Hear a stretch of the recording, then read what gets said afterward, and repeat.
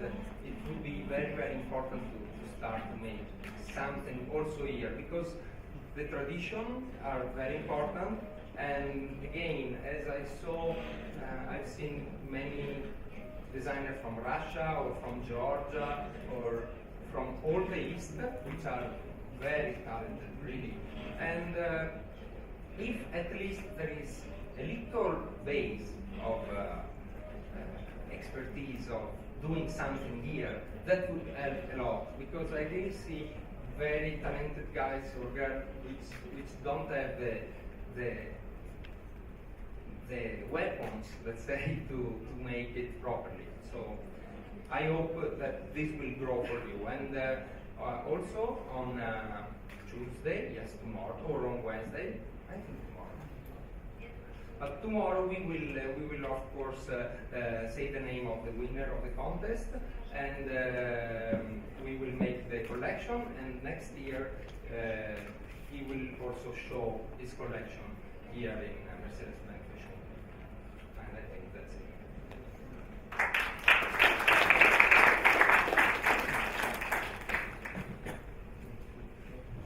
Смотрите, каким образом мы затронули сегодня нашу панель дискуссии, будущее наступило или нет.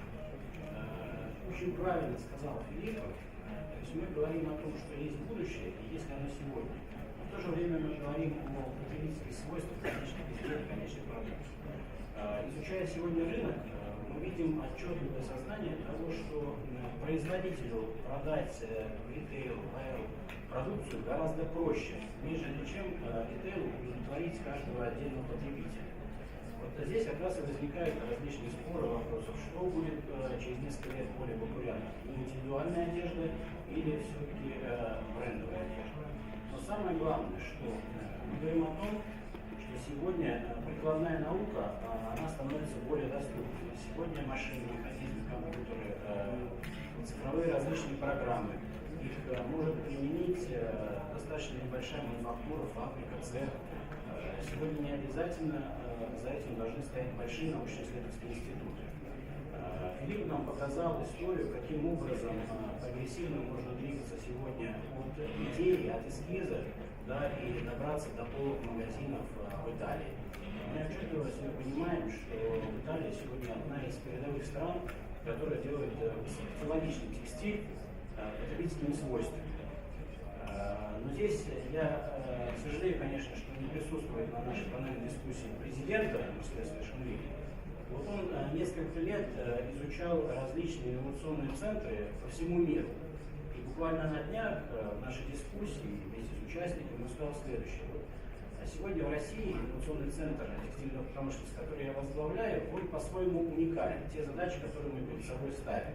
Мы как раз и ставим задачи от прикладной науки, от сырья, будь то синтетического, нефтехимического сырья или натуральных продуктов, хлопка, шерсти, льна, довести до конечного потребителя. Посмотреть все процессы переработки, очень четко обратил на это внимание Филиппо. У нас есть сегодня промышленные предприятия и есть дизайн. Если мы говорим с точки зрения потребителя, то потребитель двигает дизайн. Мы покупаем сегодня в магазине эмоции. Мы покупаем ту вещь, которая нам будет комфортна. Но, к сожалению, промышленные предприятия от дизайна находятся очень далеко. И наша задача, нашего инновационного центра, попытаться их сблизить. Ну вот, вспомнишь, Александр, вот он и пришел, только что про него сказал. Благодарю вас за то, что вы представили мне возможность приехать на этой сессии. Вот. Хотелось бы задать вопрос Аманде. Как вы считаете, то, что сегодня прикладная наука может двигать индустрию моды? Или все-таки индустрия моды двигает и ставит задачи перед прикладной отраслевой наукой? So it has to be coming from both directions, and I think that the whole notion of having innovation coming from laboratories and companies, material companies like DuPont, and then having sort of the fashion industry actually trying to communicate better and respond to those kinds of companies and have more direct interaction is really the way that we're going to get the kinds of textiles that will be great for consumer products so that we'll know what to do, and also the way that we'll get models of efficiency around scale, because a lot of those new textiles, they start very expensive, and we have to kind of get the manufacturing volume up to be able to kind of have them in everyday clothes. I think one of the interesting things about wearable tech is that it sort of pointed this out, where the technology industry is sort of like gaining traction around the space of the body, and so fashion companies are waking up to this idea of doing research, doing technology, and also trying to collaborate with tech and material companies. Спасибо, Аманда. Данит, я хотел бы задать вопрос вам. Вот вы сегодня рассказали, каким образом в домашних условиях сегодня вы уже напечатали свою коллекцию. И вы говорите о том, что безусловно, лично я в это верю, что в недалеком будущем каждый из нас может сделать это дома. Но как в этой ситуации конкурировать с лидерами, например, такими спортивными индустриями, как Nike, Adidas, которые сегодня в промышленном объеме двигаются в 3D-печать, которые сегодня уже претендовали и собираются в неизвестном Берлине осенью открыть магазин, который каждый из нас может приехать и в нашем присутствии получить обувь непосредственно под заказ отдельного конкретного человека. Что вы думаете по этому? Сможете ваши подходы и ваши технологии конкурировать на этом большом, сложном международном рынке?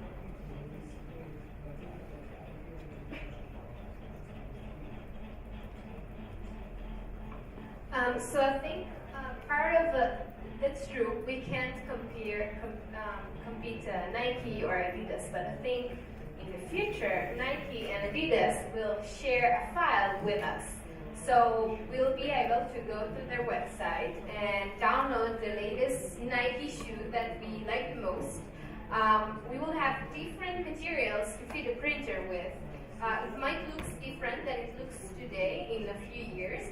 But we will have different materials and instructions of how to print the pair of shoes.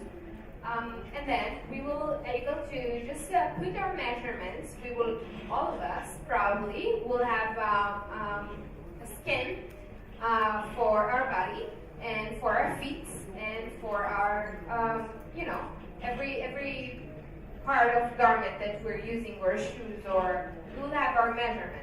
And then we will just drag the measurements to the website of Nike. You download the shoes that you choose and send it to print. So basically you will pay for files and not for the actual shoes, You'll just choose the color you wanted them to be. So you're going to be like part of the design process for the item you're going to print, and that's it. So I think we can compare it to the music industry, and the music industry didn't die. We're downloading files, and I'm sure it will be a different. We should ask the technology people how are we going to save. Save the files that people want to copy them, and it's going to be only one use for a file.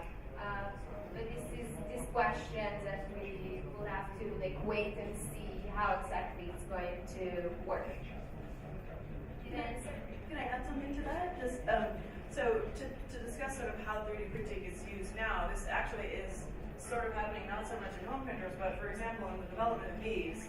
The team that works on this is split between New York, Los Angeles, and Italy. And we spent a lot of time during the prototyping process sending files back and forth to each other. And then, I would send one to Matt in Los Angeles. He would download and print it there, check things, and then he'd send changes back to me and I'd print it in New York, which is exactly how 3D printing was supposed to work, really, right? You're sending matter as digital data. And so the only reason that we're not 3D printing this shoe now is that the ballistic grade polymers that we're using are not 3D printable yet. So the plan is to, when we can eventually get those polymers in a form, in a filament, then we will be doing this at full manufacturing scale as well. Right now we're injection molding. So transitioning to real 3D printing.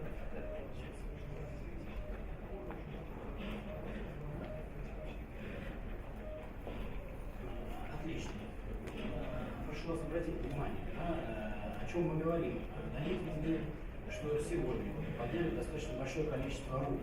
Ведь это позволяет развить широту мысли, полет дизайна.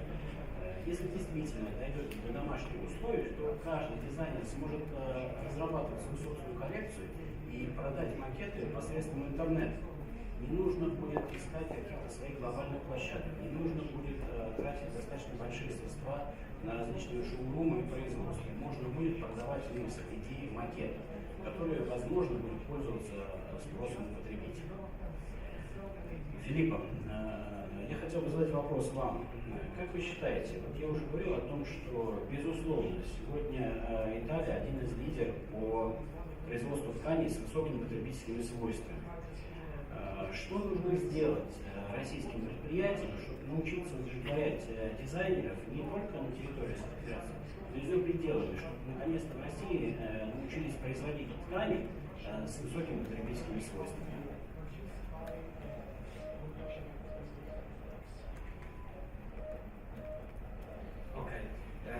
But first of all, I want to say that another thing I saw among young designers in Russia is that their dream is to sell in Italy or in France or outside. But guys, the market is here.